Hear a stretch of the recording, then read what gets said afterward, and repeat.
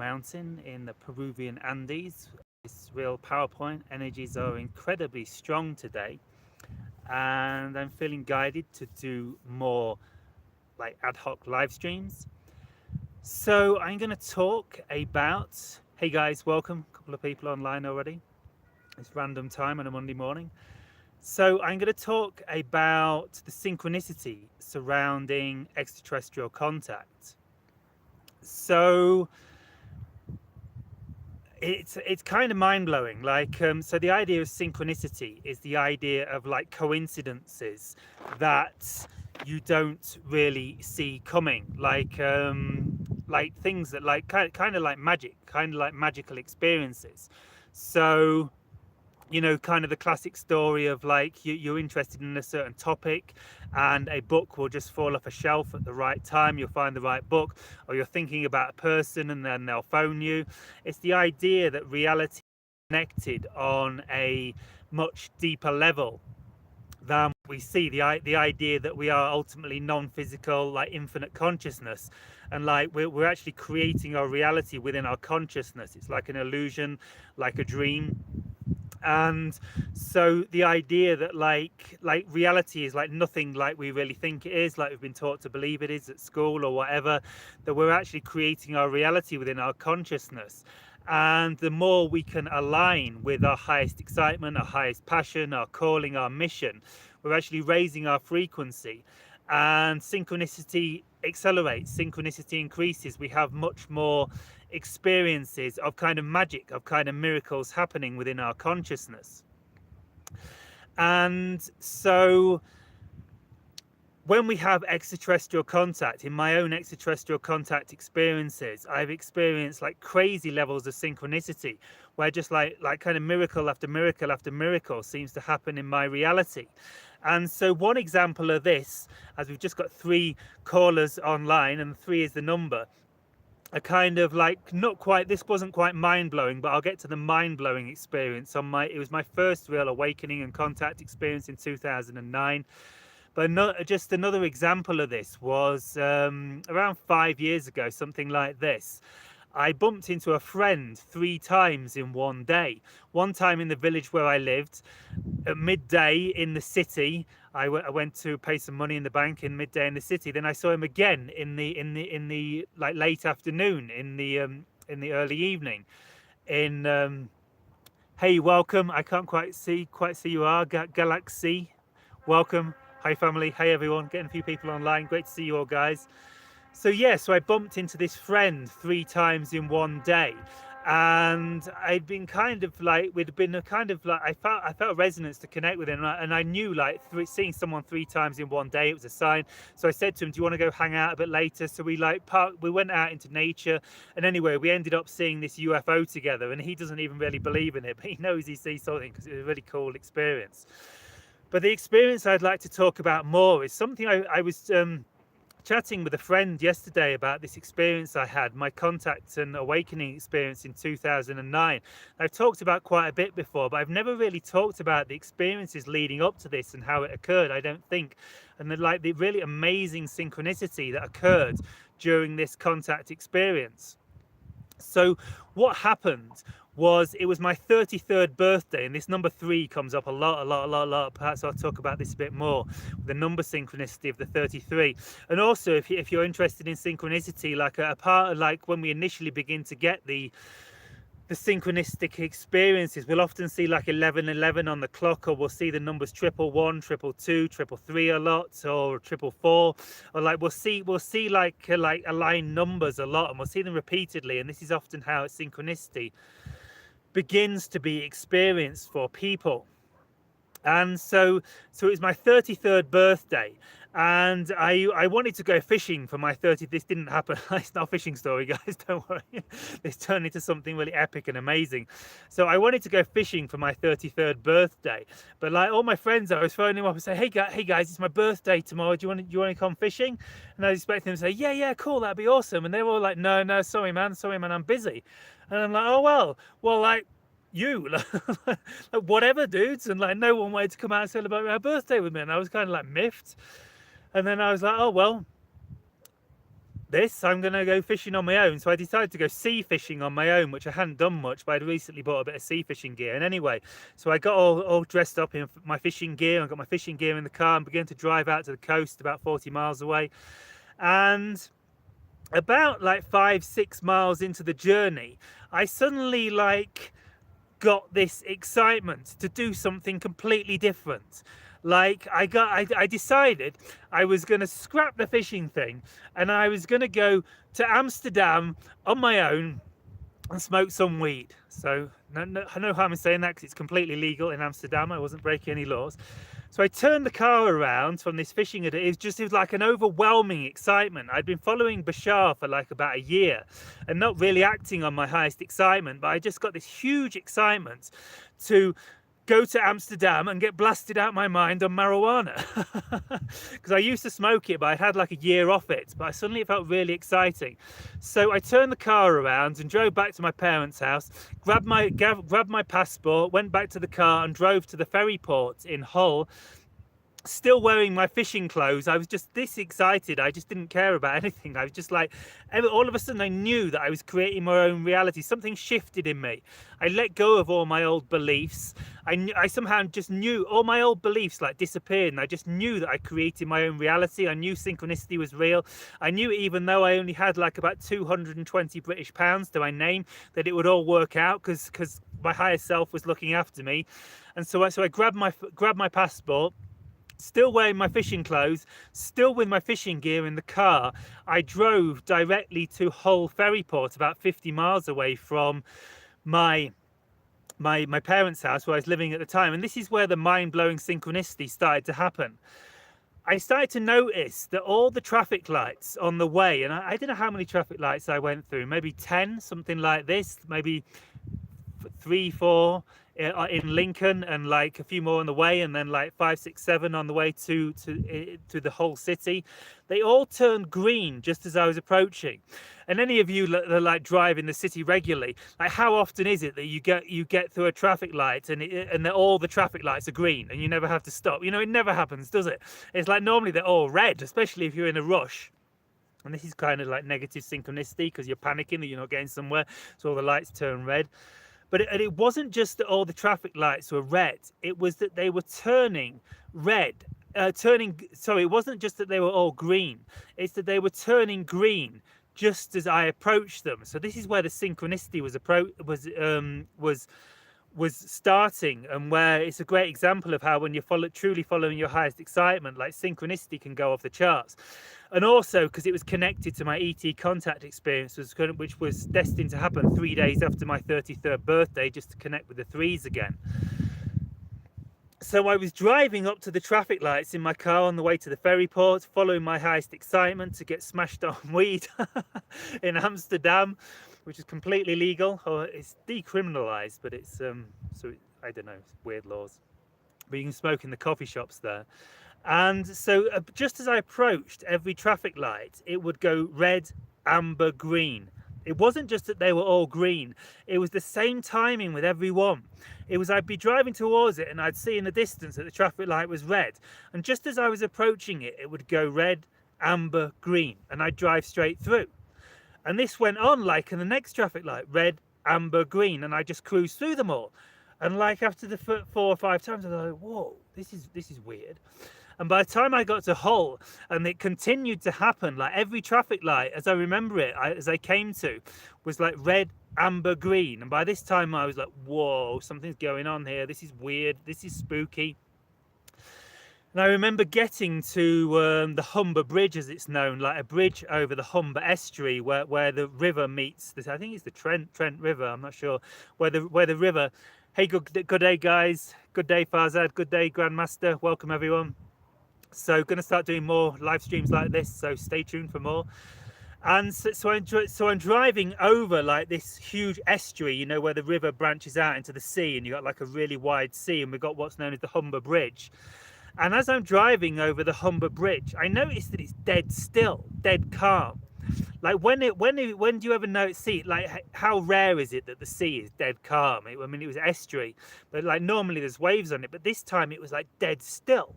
And not just that, but there's all this steam rising off it. like a classic mist. There was like mist driving off it, like a classic mystical experience in happening. So my mind's blown because all the traffic lights are turning green as I'm approaching them on the way to the ferry port. And like I'm driving over this river, driving over the Humber estuary, over this amazing suspension bridge. It's a really beautiful suspension bridge. And there's like the sea is dead calm, or the estuary is dead calm, and there's all this mist rising off it.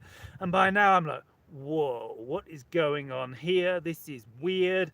And I'm feeling like kind of getting really elated, like my consciousness is expanding, like I'm kind of really in the moment, and I feel like something's happening. And like, and so I went on the ferry that weekend. I got the ferry to, I actually visited a big aquarium. They've got this huge aquarium in Hull called the Deep. If you ever go to Hull in the UK, I suggest you visit the Deep aquarium. They got like sharks and like this this reef like mock up, and it's an amazing aquarium. And I was getting deeper and deeper into the present, and I can remember feeling like the fish were communicating with me in the aquarium. It's hard. I was kind of getting this download. It was going like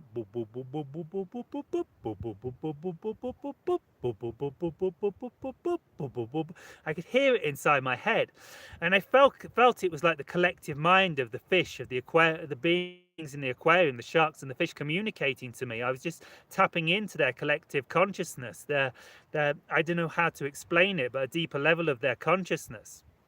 Yeah, hit like and subscribe, guys. Super appreciate it. And so I'm connecting with these fish, and my consciousness is expanding more and more. I'm getting like these telepathic communications from the fish, and this is before I had before I was channeling, before I was into telepathy, before I was kind of new to the spiritual stuff. I've been following Bashar's teachings about highest excitement. I just, like, by the time I just wanted to have a better life, you know. I was processing a lot of stuff, so I went into all this psychic stuff. I guess this was the beginning of the psychic connection. And anyway, so I went to Amsterdam. I got smashed on the finest weed, the finest Cali mist, as it was called, in Amsterdam at the Grasshopper. That's now shut down, I believe, in the Amsterdam, but all totally legal, guys. Nothing wrong here, nothing to see here. And spent the whole weekend like just following my highest excitement, like Bashar had been teaching me. Somehow, like, smoking the weed allowed my beliefs to relax more, and I was just like literally just following my excitement, moment to moment. Going left here, going right there. What feels more exciting? Going to this coffee shop, going to this garden centre. There's some amazing garden centres with all the tulips and that in Amsterdam. And just like really following my excitement, going to the sex museum. Really bizarre stuff in there, I tell you. And like, I think I went in there. I went in all sorts of bizarre places, just following my excitement moment to moment. It was all flowing synchronicity. I was totally in the flow state. My first experience, and still one of my highest experiences, of being in high flow state, being in high synchronicity, and everything was just flowing. And I remember another synchronicity. Actually, I remember on the bus back, a significant piece. I felt like angels were singing to me. I don't know if it was the ETs were singing to me. I don't know if it was angels singing to me. It was a frequency, an energy I'd never experienced in my life. It was so blissful, so euphoric. Like I've still never experienced anything like this. Like a lot of this experience 13 years ago. And it was like, I don't know if it was angels or the ETs were singing to me, but I could hear this music inside my head, and it was like taking me into a trance state and just taking me into a higher state of consciousness in the present moment, and a state of relaxation like I've never experienced in my life. And so I get back on the ferry, and there was another part, either on the ferry there or the ferry back. I can't remember which side of the ferry, but I was just staring out to sea in like a kind of bliss state, just totally trance state, in like a state of oneness and state of peace, state of Zen, just presence. And I was looking out to the sea. Hey Lily Abydos. Agree. I find it a bit hard to read the chat here. She agrees the ET's got great music. I'll read through your comments at the end. I'm thinking of the people on the replay who just want to hear the story. So I'll read through your comments at the end, guys, and have a chat at the end, guys, and show you a bit of this amazing surroundings. I'm up in the mountains here, and it's mind-blowing here. And so when I was on the ferry, I was staring out at the sea, and I was seeing like it was fog and mist, but I saw like a freight ship, like a cargo ship, just moving through the sea, moving through the ocean. and I remembered these these dreams I'd had all my life of like when I was younger, of dreaming about my neighbour's house. I wonder if this neighbour's connected somehow, probably. But dreaming about my neighbour's house and seeing ships flying in the sky over my neighbour's house. I remembered this what do they call them? Repeating dreams or something. Um, where this dream over and over again, I think I had of when I was younger. I remembered this dream of like seeing ships flying over my neighbour's house, my parents' neighbour, when I was younger, and they weren't ET ships. They were like cargo ships, and I realised it was this ship I was seeing in the sea at this time, and I realised it was all connected to the because it was after this experience was when I had my first contact experience, my first awakening experience. It was really mind-blowing, perhaps one of the most mind-blowing experiences of my life. And I saw how it was all connected, like what I didn't realize at the time because I hadn't had the ET contact experience yet, but I think I was kind of feeling into it because like following Bashar and that.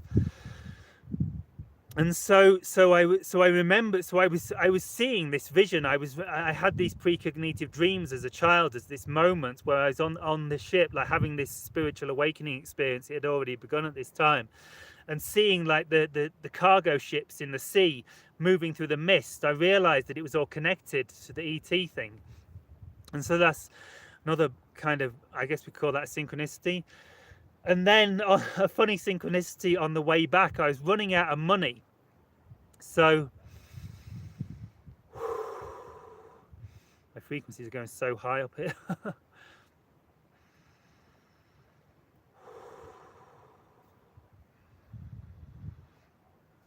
So I was nearly out of money on the way back on the cargo ship, and I was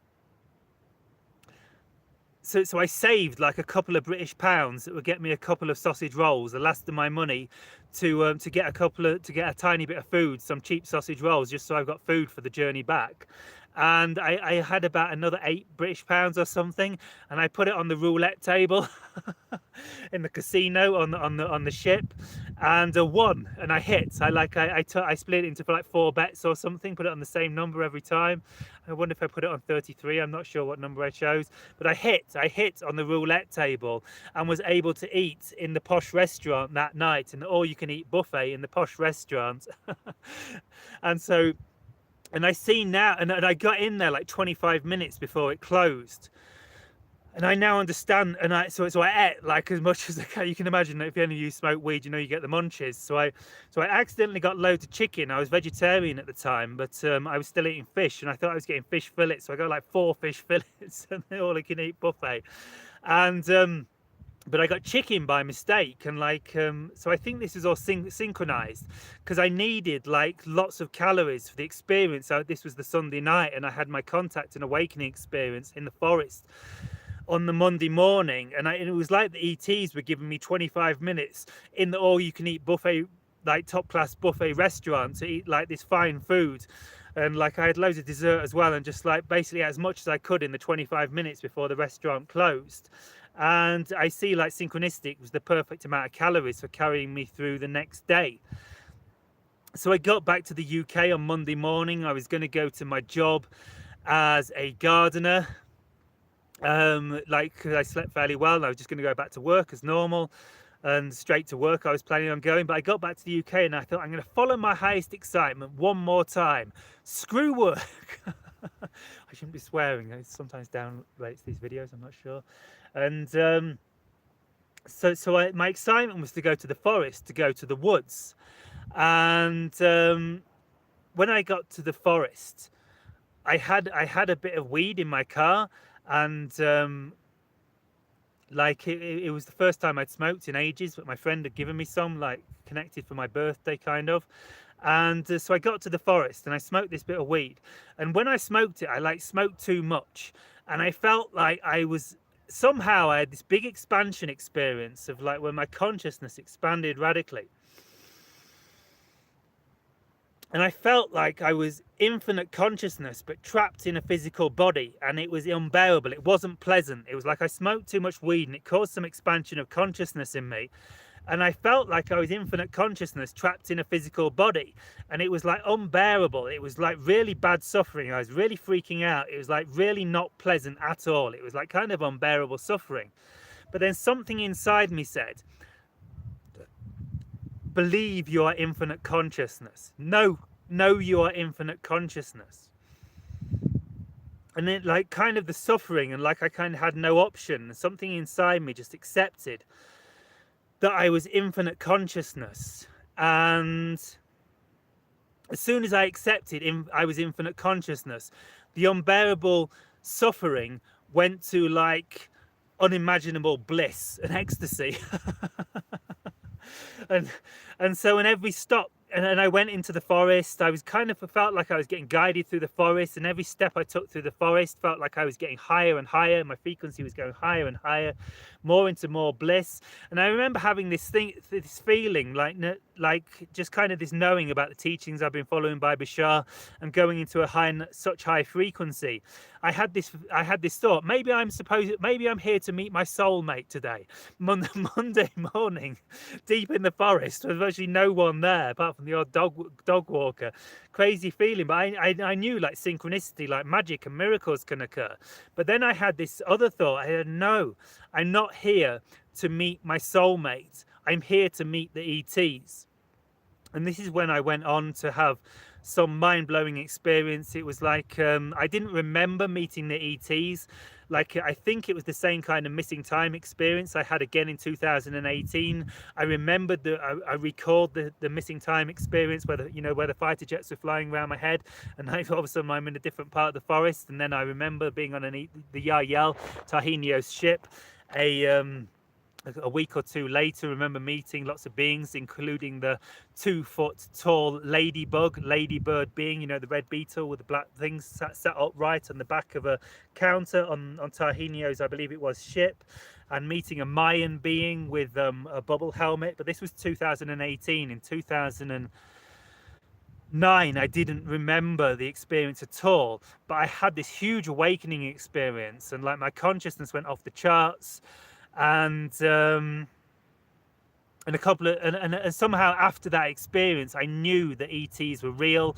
I was quite nervous about going back into the forest, but I always kept wanting to go back to rekindle this euphoric awakening experience. And yeah, it was 2 or 3 days after that I went back to that forest, because even though I was nervous to go back, because I somehow knew ETs were real, I didn't want to be in the forest on my own. I wanted to go back to rekindle the euphoric experience. And there's perhaps another story I'll tell you about when I went, a really funny, humorous story about when I went back to a different forest, because I didn't dare go back to the same forest. I went back to a different forest because I wanted to be in nature. Now, oh, my leg's gone to sleep sitting on the floor here in the mountains. And yeah, and I had the telepathic communication with the ETs for the first time. Approaching the forest, I heard them say, "Good morning." And they said, so I had another communication with them a bit deeper in the forest that was kind of private. I'm not sure I'm quite ready to share that because it's very private stuff. But I went to such a state of joy from those telepathic communications from the ETs, just to I cried my eyes out just to know, because before then I didn't know it's possible to experience such joy.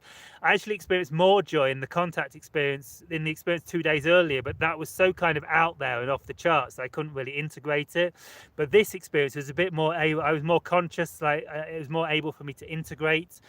And just to know when I had the telepathic experience from the ET, the telepathic communication from the ETs, where they said, "Good morning," such a level of joy came over me. And a bit further in the woods, I spoke again.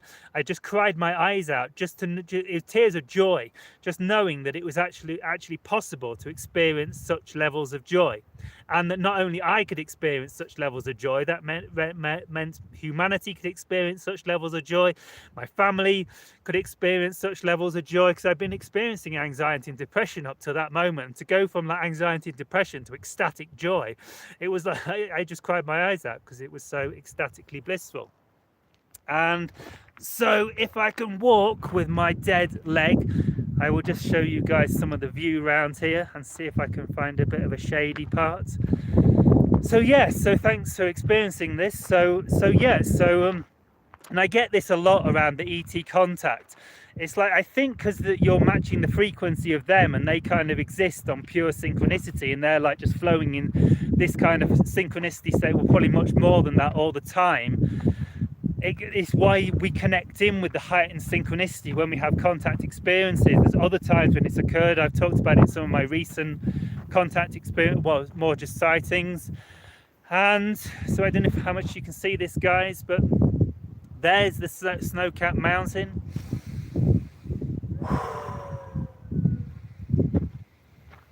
There's the police siren warning me that my energies are going off to the charts and I need to calm down. So thanks for the comments, guys. I'll take a look at them in a minute. I'll go into the shelter where I can see better, read the comments. So there's the view.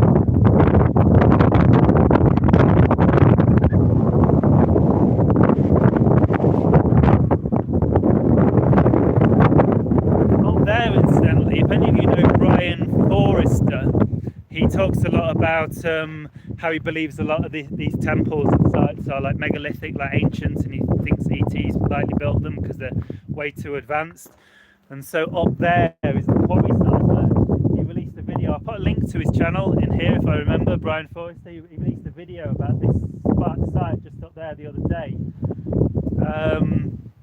where they found elongated skulls. And so the idea is that these elongated skulls are like the sons of gods, the Nephilim, the Anunnaki, the Atlantean beings, these higher dimensional beings that walked the earth like thousands of years ago and interbred with humans, and the sons of God took the sons of men for their brides or something like this. I think that says in the Bible. I hope I'm not misquoting the Bible. I think it's the Bible where it says that. And so yeah, so a lot around here, like there's these beings with these huge, great elongated skulls, and he thinks the ones actually up there weren't the originals because the later beings like actually took on they started to wrap like cloth around the head to deform their skulls to look like these enlightened beings. So I don't think it was actually the real beings up there. But anyway, super interesting site. So let's have a look at these comments. Now I'm in a bit more shelter. So Galaxy says, hi family, hi Galaxy. Farzad Ghaffari Lyra artwork. Good day soul families, much love. Good day Farzad. Greetings from, I don't recognize that flag, but I believe it's a South American flag. I'm not sure where it is. So where's that flag from? Where are you from, Grandmaster? Welcome. Existence SVK. Hi from Slovakia. Quite mind-blowing. The Green War. Yeah, thing happened to me like once, but I did not think much of it. Oh, interesting. When it happened to you, were you like following your excitement? Were you like in the flow state? Were you like very high frequency and aligned? So Lily Abidos. Agree 100. ET's got great music. Yeah, I'd love to be able to reproduce that music. Hi from Amsterdam, from Farsad. The Real McCaw. Oh, I made alive. Happy Monday. Oh, nice. Well, welcome, the Real McCaw. Yeah, it's awesome that you're here because quite a few people on. I mean, we got like 17 people at one time, I think. Not bad for a random Monday morning. Thank you for joining, everyone. Farzad, you are in a very beautiful place. I sure am. The energy is very powerful here today as well. We're going through a shift, guys. Lily says you got a gentle romantic nature. I am sure in New Gaia you will get busy having a lot of children. I can offer my baby sister skills. Thank you. I'm not sure I'm quite into the lot of children thing. Who knows? Hey Silver6C, welcome. Yeah, so I'm glad you said I got a very gentle romantic nature because I felt like my energies were going crazy and I'm all like, ah! So thanks for joining for the live stream, guys. I'm probably going to do more ad hoc live streams like this. And so yeah, so I think that's about it. Whoops. Jennifer White says, time seemed to stop when I got abducted, when I met the council. I felt the bliss you describe. Yeah, it definitely feels like time kind of stops. I definitely understand what you mean. I even feel that a little bit now doing this live stream. So, comment from Remy Potoff. Hi from Eindhoven. Welcome, Remy. It happened when I was this is Existence, I think, talking about the green light experience he had. It happened when I was driving through a town with my parents, but my highest excitement is driving, and I always get excited by it. Oh, nice. There you go then. Yeah, so I think that's about it, guys. Thank you for joining me. And if do anyone have any questions? Might as well share some questions. Seems we've got quite a few live streamers on. I show you around. Yeah, if anyone's got any questions, just fire away. I show you the beautiful scenery. We'll wait to see if any questions come through.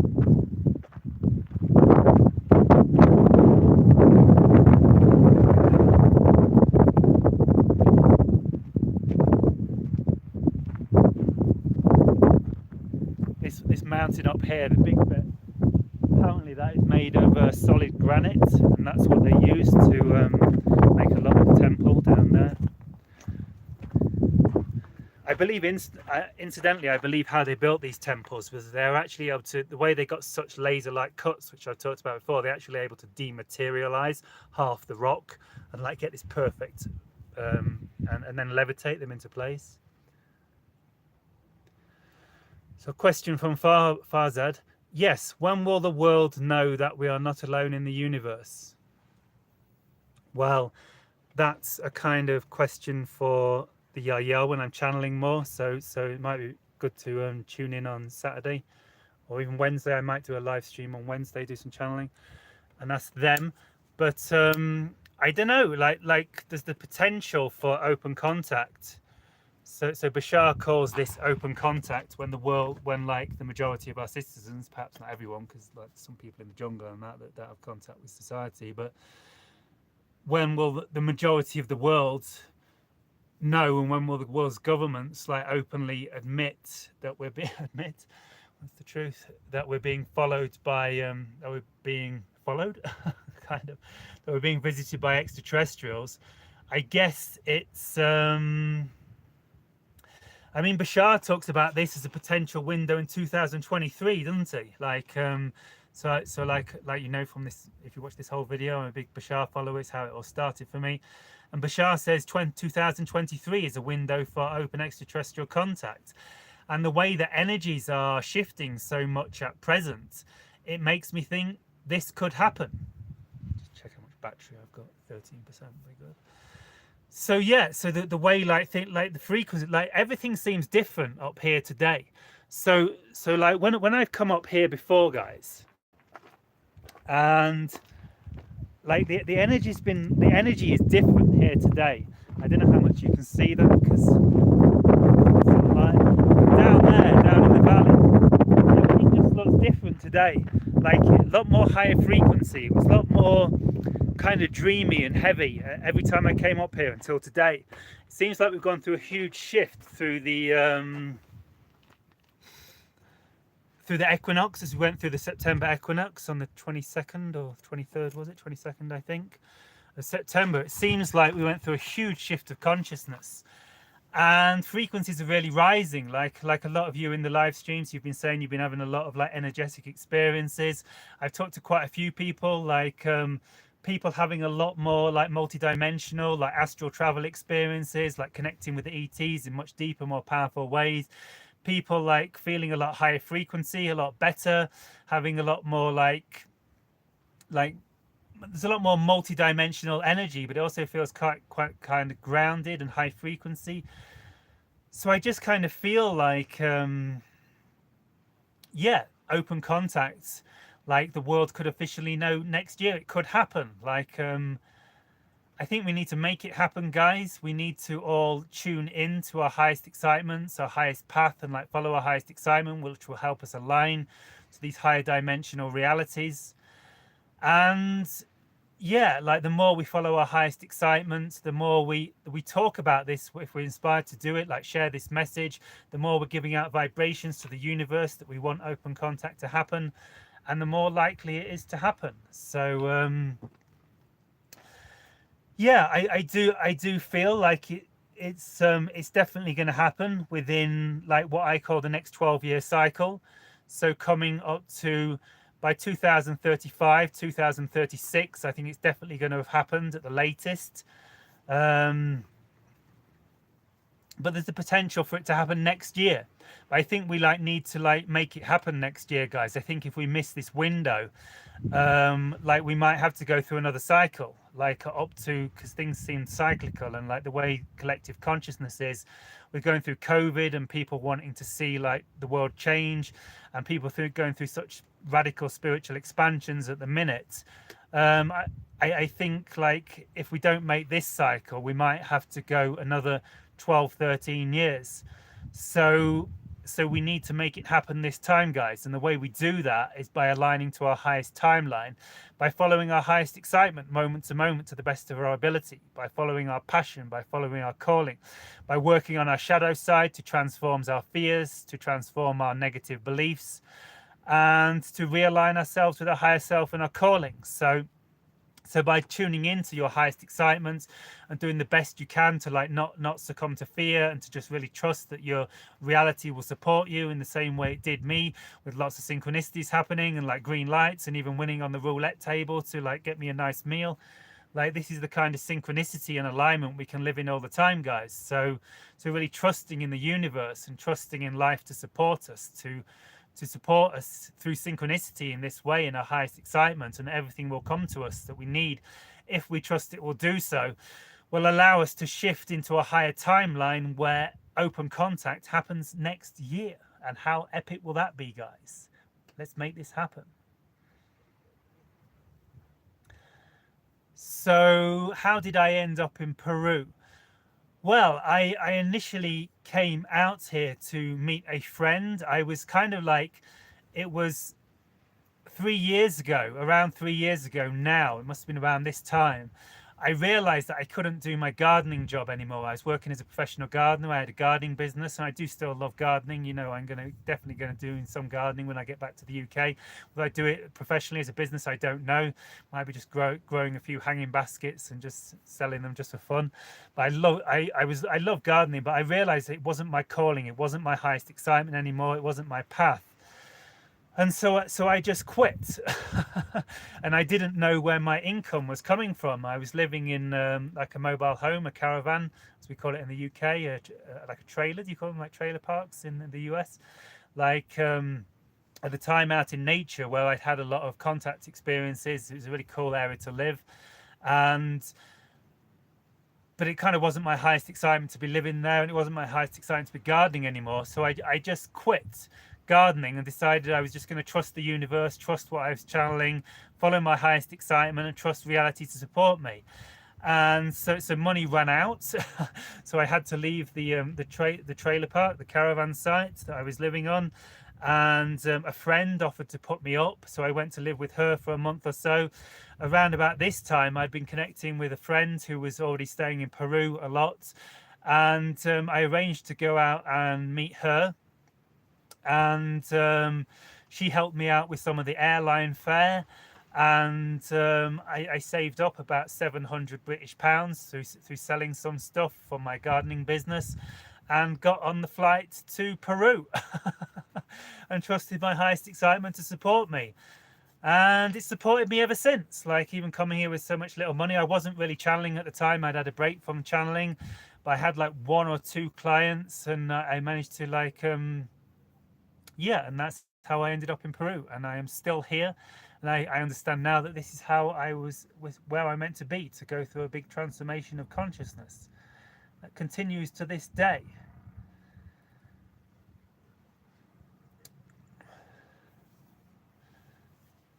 So Existence SVK says, energy is different overall, almost everywhere that I have noticed. Yeah, I'm glad you're noticing that, Existence, because I wasn't sure if it's just here in this Peruvian vortex, or if it was happening more around the world. What are you feeling, guys? Are you noticing there's been a shift just in the last, really since the equinox, but as we move through September?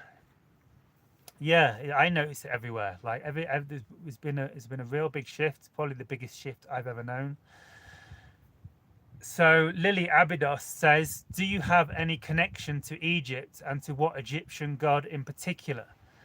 Yeah, I very much have a connection to Egypt. Egypt is one of my favorite places on earth. I've been to Egypt twice.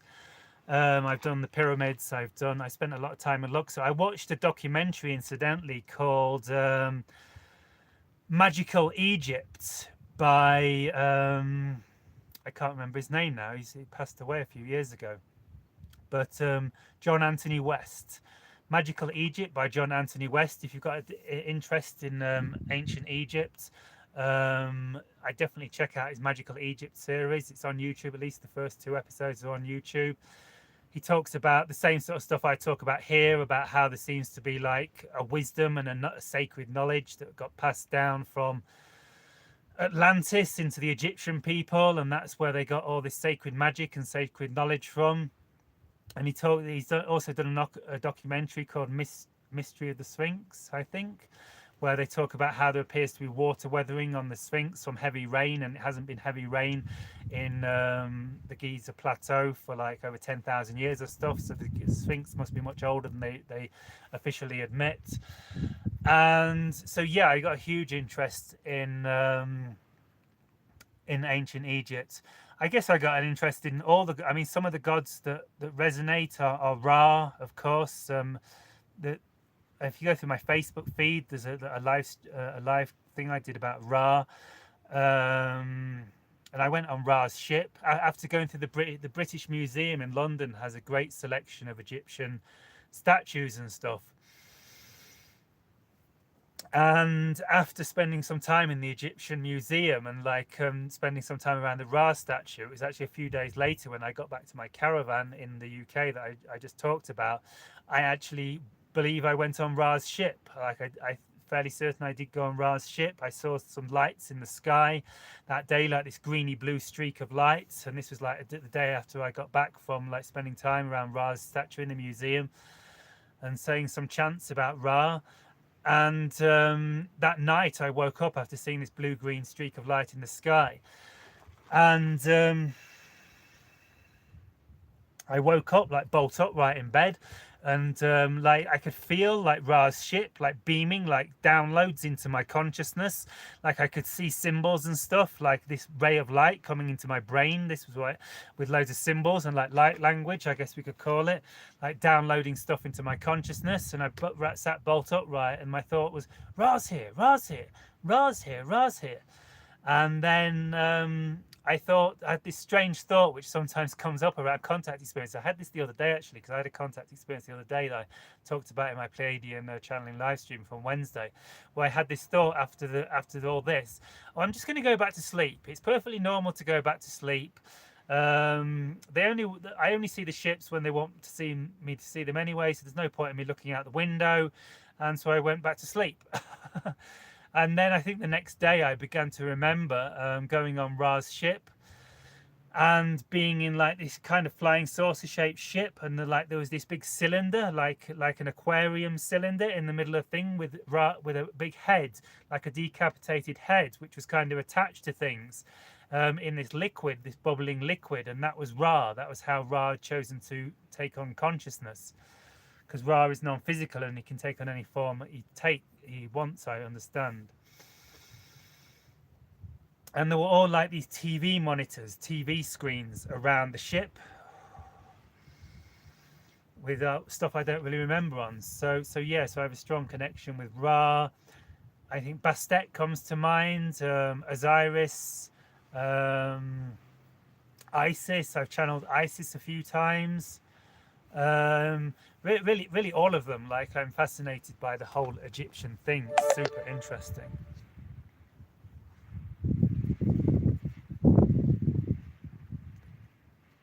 So yeah, so check out, I try and remember to put these links in the box below to Magical Egypt, and someone remind me in the text box, and not in this text box, this one kind of disappears. Oh no, I can go back through this when it's processed.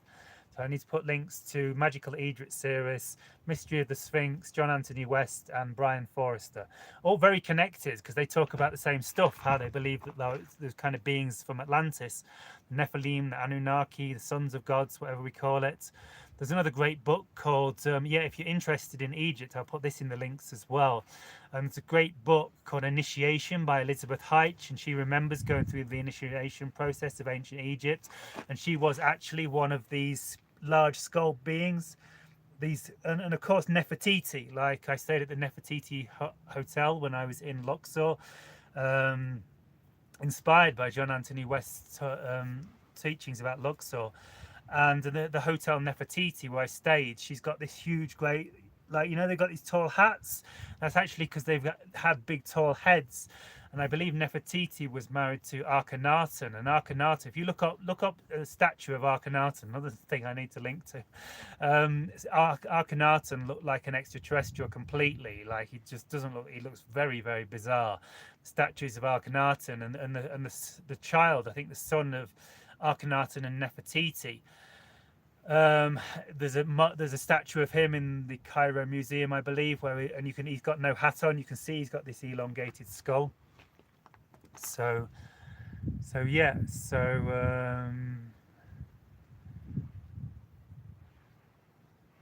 Yeah, so Cosmic Sarai says, I'm excited for the new Avatar movie. Yeah, we were just talking about this last night.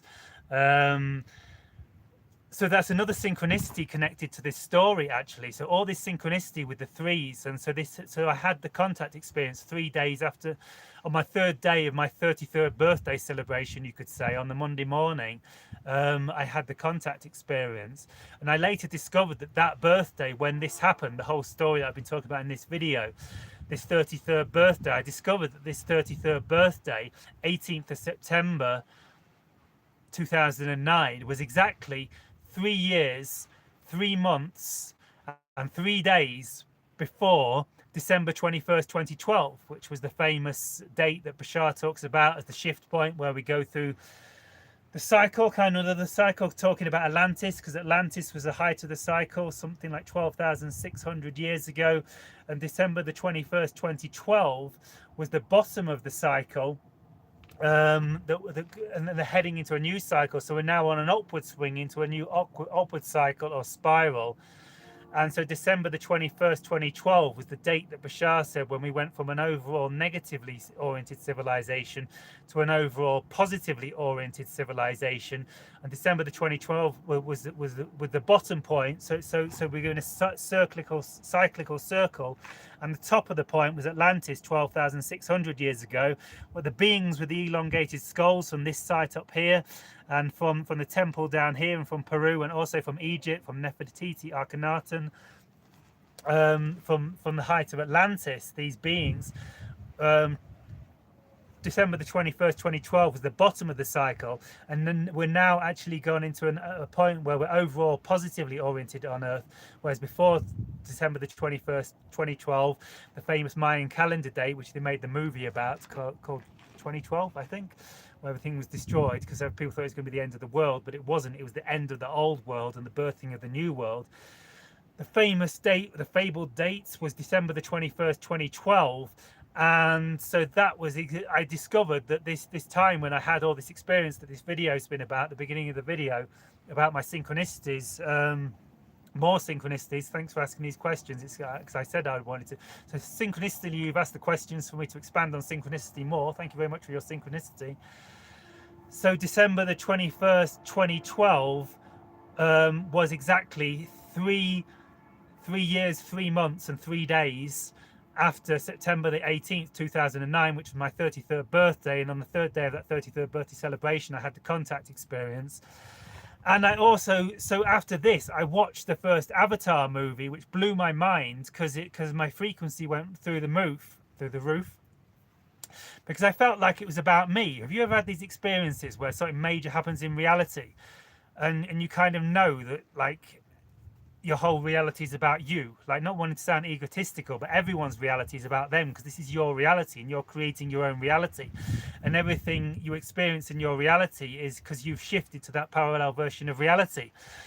And I believe, like, me having this experience on my 33rd birthday, and this big awakening experience shifted me to a timeline where the Avatar movie existed. That's now how I see it now. But at the time, I felt like it was a movie about me. And I'm like, what? Because like when he goes into his avatar body, he's like in this ecstatic state. And when he's in his physical body, it's like he's back in his mind consciousness.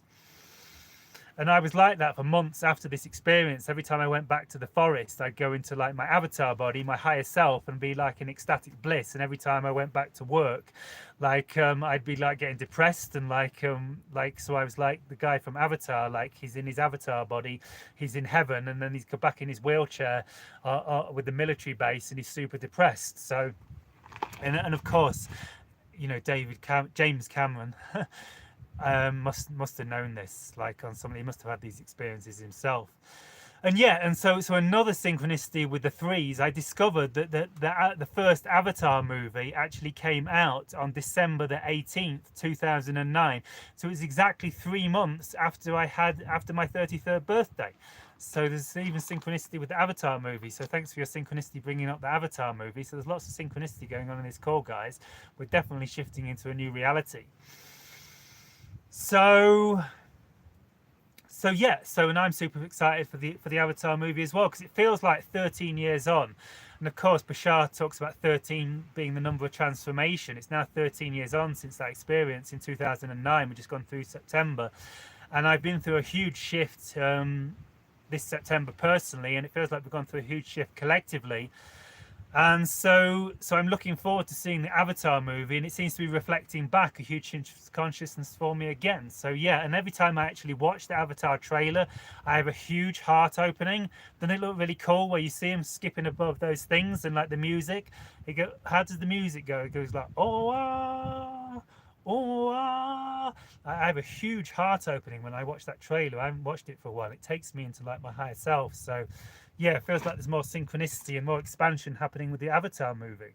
13 years on, the number of transformation from 2009. And I talk about these cycles we're going through, like these 12 or 13 year cycles, and it's 12 on the camera at the minute. 12 people online, 12 likes. Yeah, so please hit like and subscribe, guys. I appreciate it if you can. And so I'm sure most of you are subscribed already. So yeah, so I'm super excited for the new Avatar movie as well. I might watch the trailer later if I remember. So thank you, Farzad. So Existence says, I actually live by the centre of Europe, and energy here is completely different even from a year ago. Yeah, I agree. So Gaia's baby. Ayoo! Is that in reference to me just saying that? No, because that was 10 minutes ago. That was a synchronicity. You're doing that. Oh yeah, you're doing the Avatar thing like 10 minutes before I said it. Have you read The Law of One? I've not read the whole Law of One. I did own the first book of the Law of One series. And I don't think I ever completed the book. That I found the book so mind-blowing that I only ever needed to like read like one page of it. And I get such like even one sentence, I get such big downloads that I had to like put the book down and process it. So yeah, the Law of One, the raw material, by Carla Roykert, and can't remember his name, is an epic book. We are really sorry for the day on planet Earth, because Bashar has said that in 2015 everyone will know that we are not alone in the universe. Yeah, certainly Bashar's made predictions before that haven't come true. He's also made a lot of predictions that have been pretty accurate. 2027, Isis is taking our carnation in the human body. She got 7 aspects in different dimensions. 3 aspects in her are on Gaia right now. I am one of them. Oh, beautiful, Lily. Thank you for sharing. And everything will change from that point on. So I'm going to have to go, guys, because my battery is nearly gone. So thank you very much for joining the video. I shall see you in another now. Really appreciate you tuning in. Probably going to do more of these ad hoc live streams. Maybe do some more from up here, because the energies are really epic up here. And so from the mountains of Peru, from the snow-capped mountains, in the valley below, I shall see you all in another now. Shiva, I love you all. Good day. Epic call, guys. Really enjoy it, by the way. See you later. Shiva. Bye-bye. Love you all. Thanks for the comments. Thanks for liking and subscribing. Shivai. Bye bye, guys, baby. Everything will change from that point on. Wait, okay, point to finish. 13:13. The viewers are back. See you in another now, guys. Bye. White doves to you too, Lily. Peace and